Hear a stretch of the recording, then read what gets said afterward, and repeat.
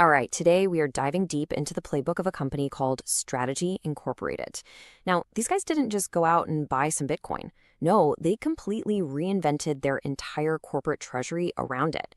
We're going to unpack the incredible strategy that made them the world's very first Bitcoin treasury company. But let's kick things off with a huge question that pretty much every executive is trying to answer right now. In a world where inflation just doesn't seem to go away, how do you make sure your corporate treasury not only holds its value, but actually grows? This is the exact challenge that pushed Strategy to make one of the most gutsy financial moves in modern business. So, to really get what Strategy did, we first have to talk about the problem they were trying to solve, the one that keeps CFOs everywhere tossing and turning at night, the slow, silent death of cash sitting on a balance sheet. Think about it. For most companies, all that cash on the balance sheet is basically a melting ice cube. Inflation, monetary expansion, it all just chips away at its purchasing power day after day.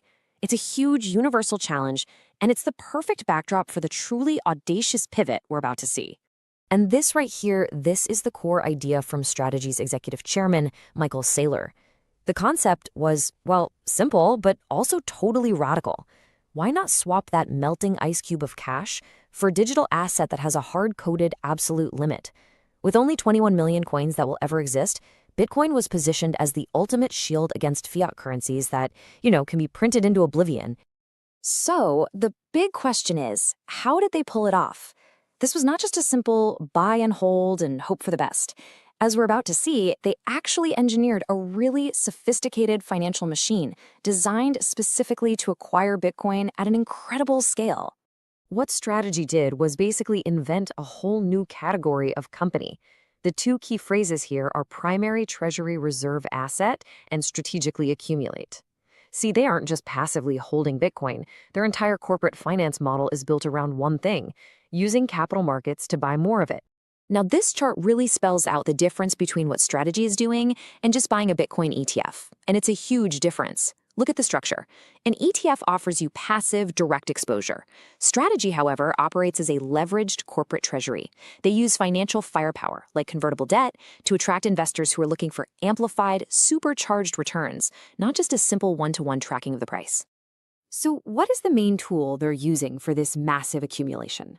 Well, that brings us to a pretty unique financial innovation that really acts as the engine for this whole playbook. The secret sauce is a special kind of preferred stock they created called STRC. You can think of it like a financial instrument that has an adjustable dial.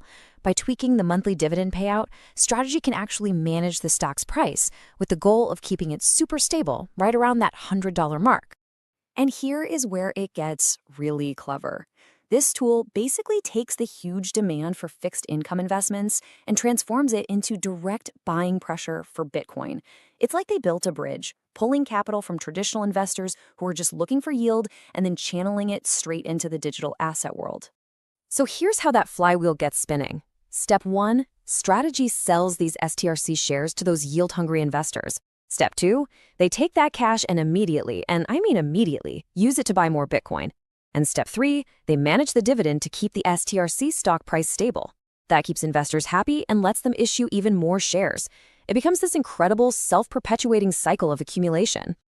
And what makes this whole thing spin so incredibly fast? A massive incentive, an 11.5% annualized yield. I mean, in a world of low interest rates, a number like that is an absolute magnet for capital. And every single dollar it pulls in is another dollar they can use to fuel their Bitcoin acquisition engine. Okay, so with all this complex financial engineering, it all boils down to one simple question, right? Did it actually work? Well, let's take a look at the results. The results are, well, they're staggering.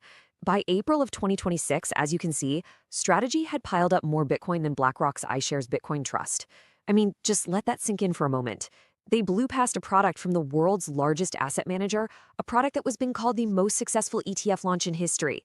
This chart right here, this is the payoff. The scale of this is just immense. Over 815,000 Bitcoin.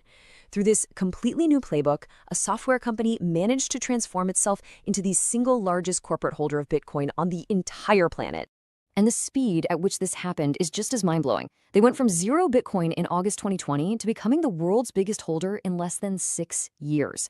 But they're not stopping there. The projections actually show they're on a path to potentially own more Bitcoin than its creator, Satoshi Nakamoto, by the end of 2026. Just incredible. Now, any smart executive knows that a strategy built just on an asset going up has a pretty major weakness. So what happens when the market turns? What do you do during a crypto winter? And that is the key risk, right? A leveraged buy and hold game is amazing in a bull market, but it can be absolutely brutal when things turn sour. So how is strategy building a model that can actually survive the inevitable downturns and come out stronger? How are they building resilience? Their answer is to evolve. They've developed what they call the dual engine model. So engine 1 is that Bitcoin treasury we've been talking about. But now they're firing up engine 2, a real revenue-generating business that's built on top of that treasury, and it's designed to make money no matter what the price of Bitcoin is doing. This second engine is an enterprise software business built on Bitcoin's Lightning Network. That's the tech that allows for super fast, super cheap transactions. They're creating APIs and other software for companies to use, and that generates real operational income from things like SaaS fees. This creates cash flow that doesn't care about price, finally bridging their treasury strategy with a sustainable day-to-day business. And their vision for this second engine is absolutely massive. They're not just building another piece of software, they're trying to build the fundamental rails for other huge companies to plug into Bitcoin payments at an unbelievable scale. It's a total evolution from just holding an asset to building real-world utility on top of it. So when you put it all together, when you control almost 4% of the total supply of Bitcoin, and you're building essential services on top of that asset, the company starts to look like something bigger than just a corporation. Some analysts have even started to call it a new kind of digital state, a foundational player in this new digital economy. Which brings us to our final big picture question. By weaving together a digital store of value with a tech-driven operational business, has MicroStrategy actually created a brand new blueprint for what a 21st century corporation can look like? Now that is something for every business leader out there to think about.